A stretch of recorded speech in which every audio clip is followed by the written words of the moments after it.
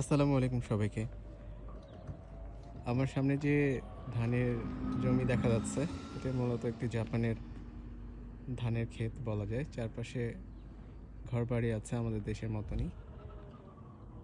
জাপানের ধান ক্ষেতের বিশেষত্ব হচ্ছে যে জাপানে একবার শুধু ধান হয়, আর বাকি ২ টা সিজন জমি এরকমভাবে ফেলে রাখে। এইভাবে ফেলে রাখার কারণটা হচ্ছে এখানে একটা সিজন প্রচণ্ড ঠান্ডা থাকে। এই ঠান্ডায় আসলে ধান গ্রো করা খুবই কঠিন।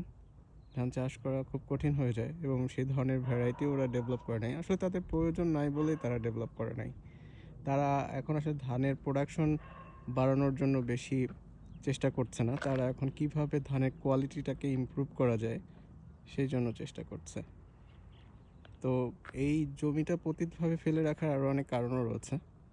যে আমাদের দেশে কী হয়, আমরা এই যে খড়কাটাগুলো জমিতে থাকলে এগুলো হচ্ছে কেটে পুড়ায় ফেলি, না হয় হচ্ছে জ্বালানি হিসেবে ব্যবহার করি বাড়িঘরে।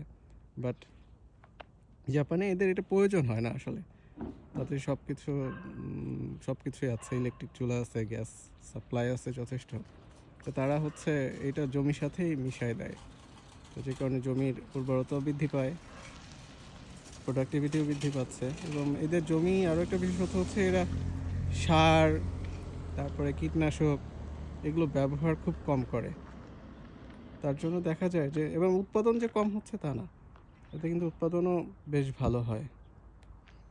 সো আজকে এই ভিডিওটার মূল উদ্দেশ্য হচ্ছে যে জমি যদি আমাদের প্রোডাকশন বাড়ানোর উদ্দেশ্য না থাকে, যদি আমরা কোয়ালিটি ইনশিওর করতে চাই, তাহলে হচ্ছে আমাদেরকে কিছু সময়ের জন্য হলে আমাদের জমিকে রেস্ট দিতে হবে।